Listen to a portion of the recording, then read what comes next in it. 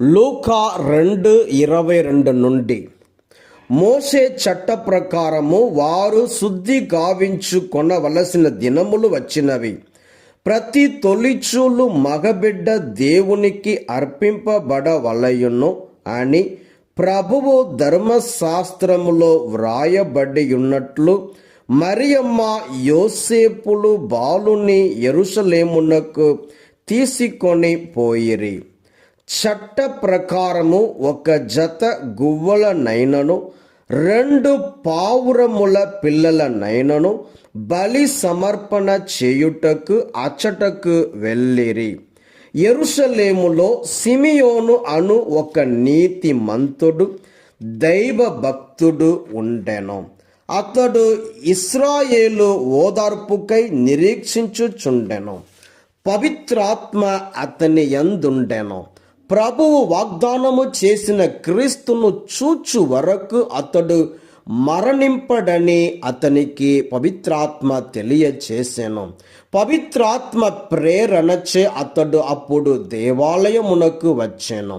తల్లిదండ్రులు ఆచార విధులు నిర్వర్తించుటకు బాలయేసును లోనికి తీసుకొని రాగా సిమియోను ఆ బాలుని హస్తములలోనికి తీసుకొని దేవుని ఇట్లు స్తుతించెను.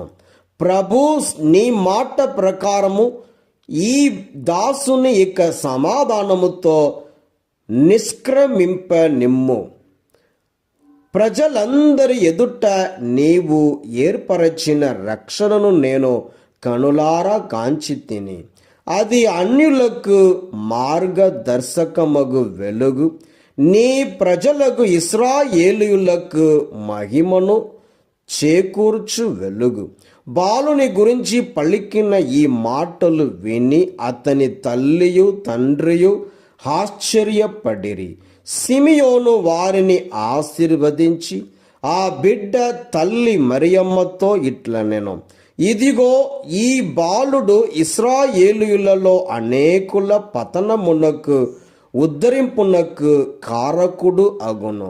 ఇతడు వివాదాస్పదమైన గుర్తుగా నియమింపబడి ఉన్నాడు.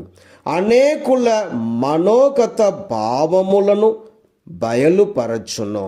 ఒక ఖడ్గము నీ హృదయమును దూసికొని పోనున్నది.